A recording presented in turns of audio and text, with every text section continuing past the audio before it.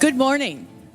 Welcome to Sunday at Artexpo New York 2017. I'm Linda Mariano. I'm the Managing Director of Marketing for Artexpo New York and all of the shows that Redwood Media Group produces. And thanks for being here bright and early this morning for a seminar that I think is going to be not only colorful, but very educational. When we look at art, one of the things that attracts us to the artwork is the color and the intensity of the color, the creativity of the color that the artist has put into the piece of work. And it really doesn't matter what the artwork medium is. It might be a watercolor, it might be an oil painting, it might be a sculpture, it might be a photograph, or any one of a number of mixed media pieces. But the color is what really makes that piece resonate. Resonate when we look at it, resonate when we think about it, resonate in terms of our attraction to it.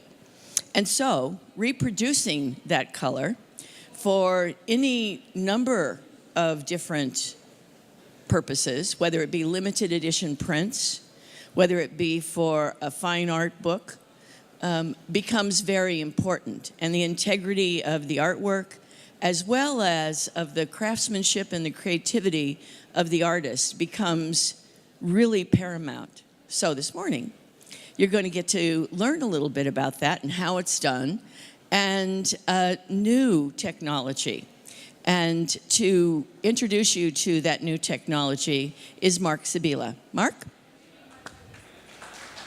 Thank you, Linda. I'm going to use this. Can I shake your hand? Thank you.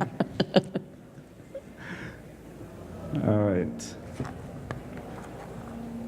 Imagine if a print production piece could have the same color, vividness, contrast, impact, the same as our eyes see. Imagine that.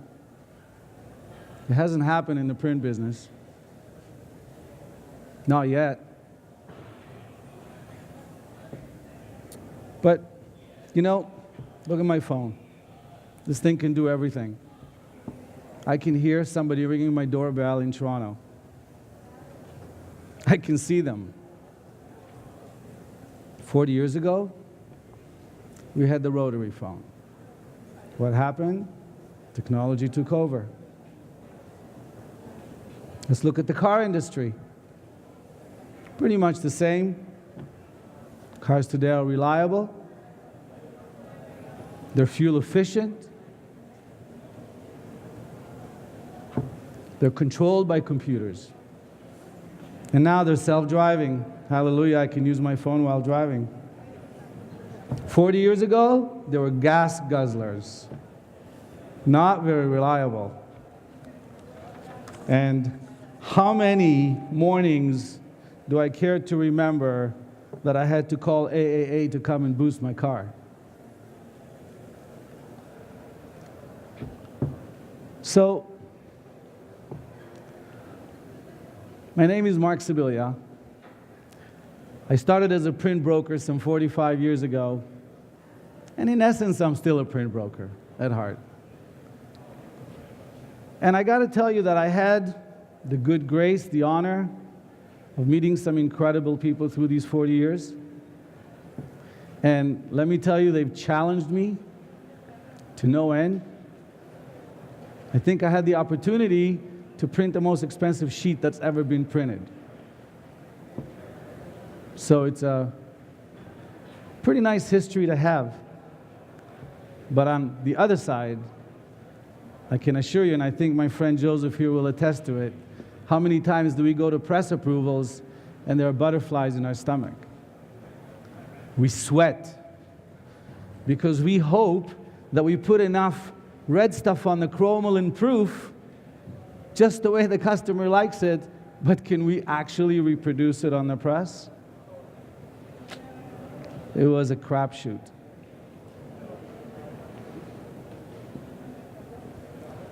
So, I'm excited to share with you today our new award-winning technology, as Linda said. I think that's why she was actually interested in having us here. And how we can reach new scientific levels never seen before in the print industry. As far as I'm concerned, after 45 years, that's a given. We will look into today's printing technology, their benefits, their shortcomings, and how we can better, really, really better in a true sense, the print industry through efficiencies, through even environmental benefits, which I think a lot of our green people are going to love. So why did I have butterflies? I think I have a clicker here somewhere. Did I leave it there?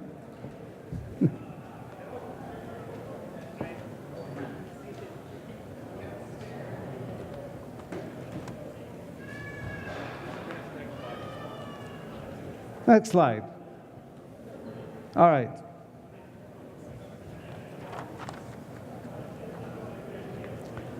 My friends, colors did not match. It's just that simple. I assure you, looking into magazines, periodicals, brochures, that probably, and I'm being conservative, the 75% of all print work does not match the original proof that the customer saw. I know that for a fact. And that's the biggest industry challenge as far as I can see. You can see this is a Thomas Kincade painting, and what proofs could look like today, and a lot of the times we see, and I think the folks from Kincade are here, they will attest to the fact that there's a lot of forgeries, and when you look at some of these forgeries, that's what you see. And people just don't have the integrity to look at the color and reproduce the color to the true of the original.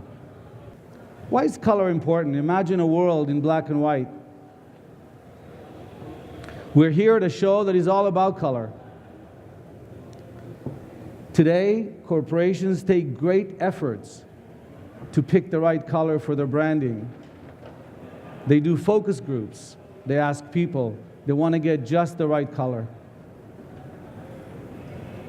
And then they have quality control people to defend those colors. They're very difficult to control. And I'm saying that because I want to compare it to the press that has just as many. Even NASCAR today still uses brute force to get extra horsepower out of their engines. But computers and technology have tamed the beast. Today, self-driving cars are in production, and Uber can't wait. I must say that I have crawled under presses when I started this industry. I was a pressman. And please play the slide. The tape.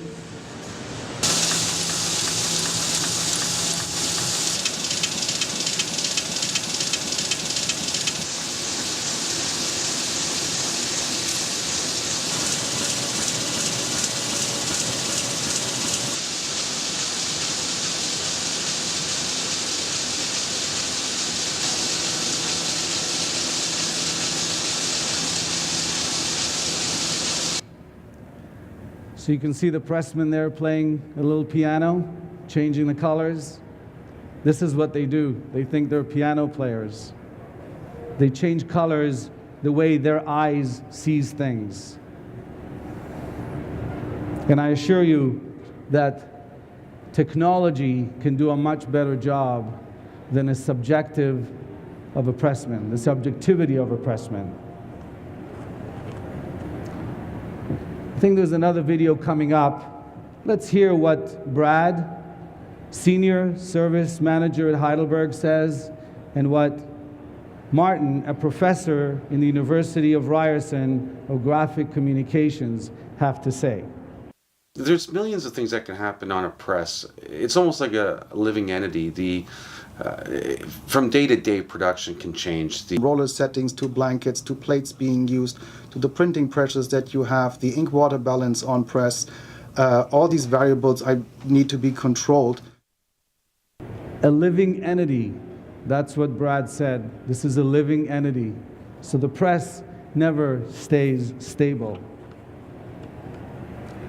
So 20 years into my career, I met my messiah and my nemesis all at once, Mr. Thomas Kincade and his team. I love this quote as it really translates directly to what we were trying to achieve on press. Mr. Kincade said, "My paintings always feature trails that dissolve into mysterious areas, patches of light that lead the eye around corners, pathways, open gates." Imagine trying to print those feelings. Imagine trying to get the essence of those feelings. Next slide, please. So, we have an example of a Thomas Kincade painting. I don't know if the color is really that good on the screen, but take my word for it that there are at least 40 to 50 shades of green in that painting. Can we get the next slide? Just wanted to say a word about the drawing and the fact that it is so intricate. It just allows you to understand the way Mr. Kincade painted. And as you know, he's the painter of light. And the painter of light always had a very beautiful way of making the windows. And let me tell you how difficult that was to achieve on the press. The turquoise awnings and everywhere, that was a good example of we can't reach that in 4 colors, so let's do a touch plate. Let's wash the press and find that particular blue and write it on the press. And then, oh, it's a little too dark, so let's wash the press again. And let's try it again, and oh, we got it good, second time. We used to have to make, in some cases, 25 touch plates, and I can tell you that we probably did about 40 wash-ups. And that was a heart-wrenching, tedious. I think the Kincade team and I argued over color hours and hours because I thought it was good enough, and they didn't. And until every square inch of that painting did not look like the original, we did not rest. Can you imagine that? Don't know how many people have the opportunity to have that level of challenge. Well, and the last thing I will say about that in order to achieve 5,950 sheets, we needed to start with 30,000 sheets, which is 24,000 sheets of waste. How does that affect our footprint? How does all the ink that we needed to waste affect our footprint? There had to be a better way. There just had to be a better way. I'm going to show you a couple of videos. One is with Dennis Lowe, who printed the last catalogs for Thomas Kincade. And one is Mr. James Lambert from Art Brands, Vice President and Publisher. And there are two different testimonials. One tells you how good the technology is, and one tells you what challenges that we needed to face. Just want to show this book. It really highlighted this whole technology, and it highlighted the fact that we were able to marry up this technology with our existing platforms that we have. We didn't have to change platforms. Over the years, we've printed millions of lithographic reproductions of Thomas's artwork. And one of the challenges that we've always had is accurately recreating the color of the original painting on the print itself. This has led us to spend countless hours, days, and sometimes even weeks on the printing press, adjusting the press, adding touch plates, using customized inks in certain areas, all with the goal of recreating that original color that we saw in the original painting. It's often been a frustrating, tedious, long, and expensive process for us, and usually we've been unhappy in the end with the quality. Working with Color Ecstasy enabled us to save money, time, but most importantly, to achieve a level of quality that we've been unable to reach before with our prints. Is there more to say? So, as I said, something had to change. The challenges were very large, and the printing industry really has not had a lot of investment put into it, because obviously it's not a very big and growth industry. But I guess someone who had the kind of challenges that I've described a few minutes ago have really driven me to go and find a solution. So I thank Mr. James Lambert and Thomas Kincade and all those folks, because they've really had a part in this in many, many ways. So I approached the folks at Ryerson University in Toronto, the Color Management Center, spoke to their professors, and with a great team led by Professor Matt Kian and a couple of his graduates, and a good friend of 30 years, Mr. Henry Kwan, they directed and guided and broke barriers and spent countless hours of discussing how to translate and to transition from a human perspective to the computer perspective. It's simple. Human is subjective, computers are precise. Humans are variable. If we had to reprint a Kincade, there was no way we could have matched the same results. There's just no way with so many variables. Computers are repeatable. Humans are slow, computers are fast, and humans are analog in nature, and digital is just so much more accurate. Next, oh, I got it now. Found it. So, let's talk a little bit about the industry. The industry has done a really good job trying to create some sort of a standard. There are tens of thousands of presses, different conditions, and something had to be standardized. So in 2006, a new standard was introduced, trying to really create a match between the press and the proof. But it needed to calibrate the presses, to be defined in ideal conditions. And that's the key word that you're going to hear a little bit about later. The ideal conditions only remain the day that they profile the press. Because every day after that, we go away from being ideal. The humidity changes. There are hundreds of types of paper, like coated stocks and gloss stocks and matte stocks and card stocks. And every stock has a different brightener that has some bluish feeling or some reddish or warm feeling. All those things affect the print. Everything affects the print. And to be honest with you, to have to profile a press, which is normally gets done once a year, the really good print shops do it twice a year, you're still nowhere near being at the present condition of the press trying to print. So how effective was it? Are we all wearing size shoes 15? Are we all wearing a shirt size 16? Of course we can, but we're not going to be very efficient.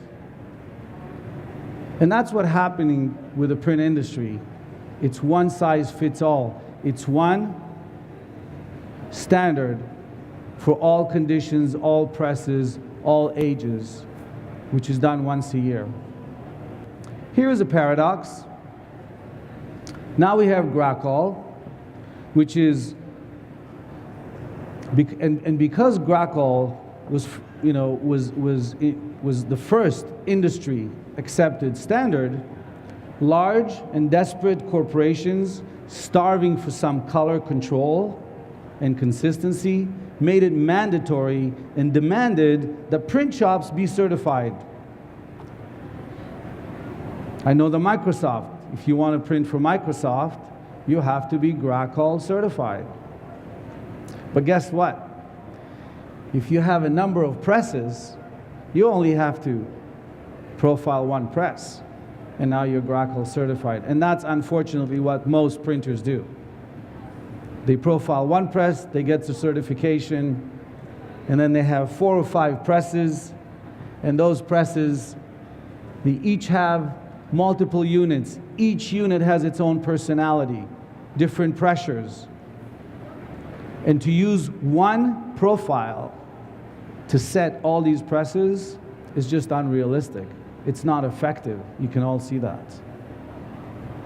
So one profile for multiple presses, one profile for all paper stocks, and one profile for all mechanical, chemical, and environmental conditions. So here's what we did. We created, after years of testing and collecting data, we created a very specific profile, which is that one. And we're asking you to print that little profile on the press, somewhere on the sheet. We sought out to simplify and to come up with a workflow that allows printers to profile the press on an ongoing basis. Because if they profile the press on an ongoing basis, they would know the condition of the press. It could be a heads up. We've had a number of occasions where we tried to print with some printers and we asked them to run our little target, and we found that their dot gain wasn't perfect. We advised them on that. In fact, we did that with the last run for Kincade. We ran 22 limited editions. And after we ran the profile and we helped the printer fix his ink problem, because he had a very high dot gain. I know it's a technical term, and I'm sorry. But when we made it right, we ran 22 limited editions in 22 hours. So 20 years ago, a limited edition 2 weeks. Today, limited edition 1 hour. I think that's impressive.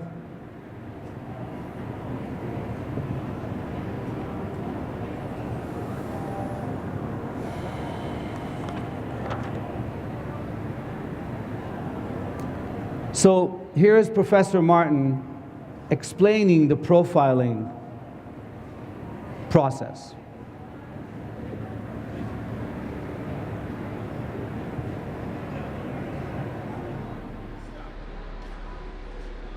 The dynamic press profiling approach by Color Ecstasy eliminates the need for press calibration, press runs, and uses the device link approach to bring press and proof closer together.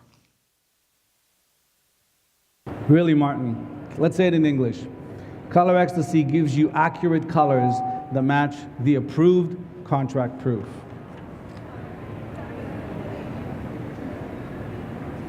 So, here is the science.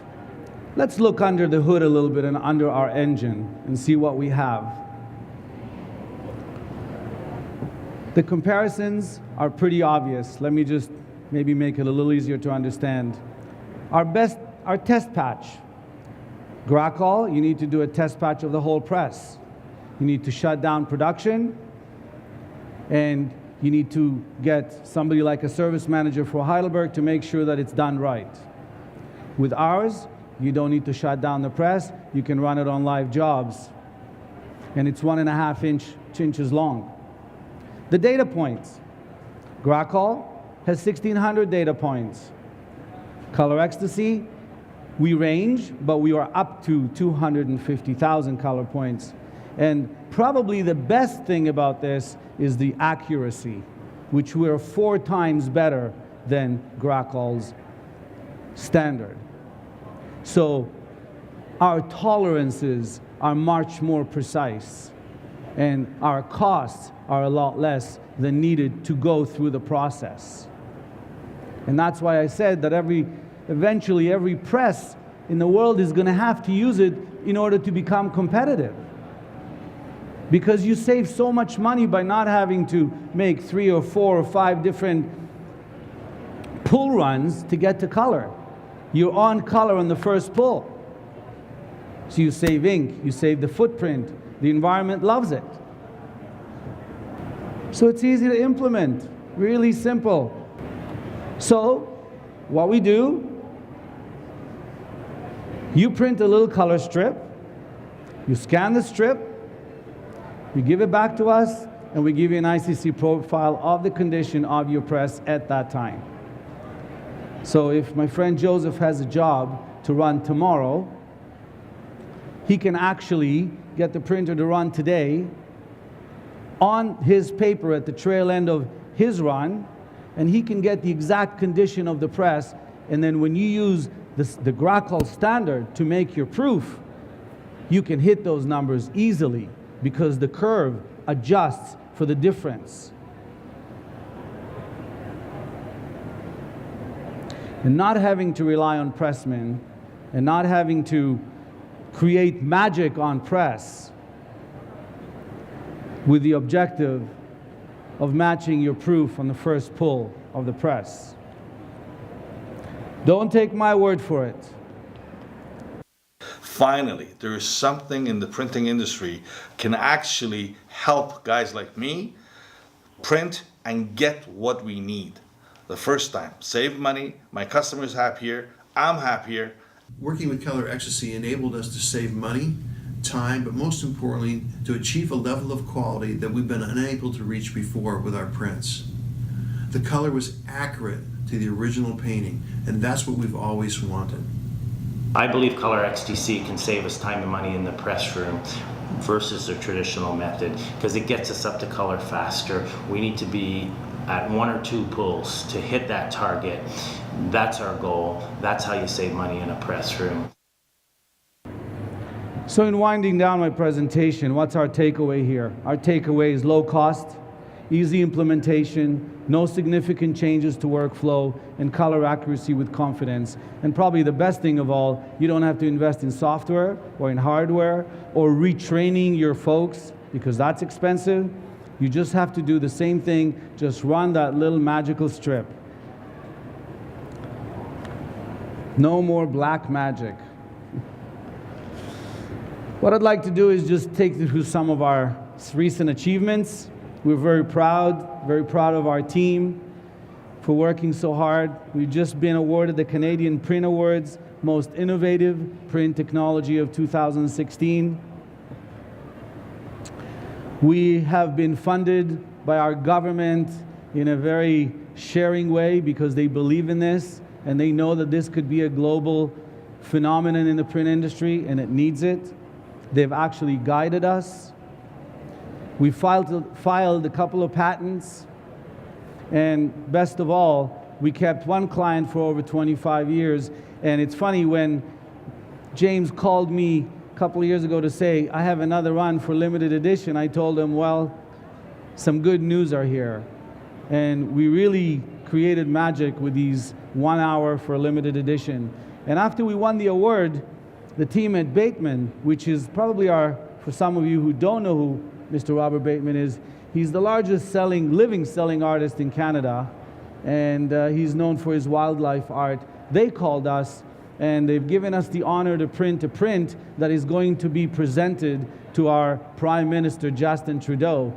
And in that painting, there's actually his father rowing in the Ottawa River. So that was a great honor for us, and we're proud of that. So it's easy. Connect with us.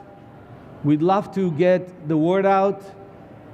We have a number of print suppliers that have used the technology for those who are brokers or those who are ad agencies or publishers, they can go there direct and know that they're using the best technology.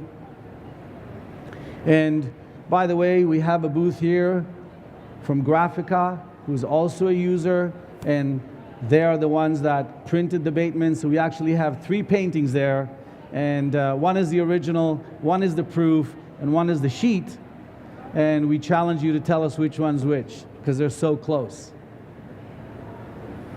We're offering a 3-month trial to ad agencies, printers, book publishers, so please tell your friends about it, and let's make the print industry more friendly, more eco-friendly, and a lot more efficient.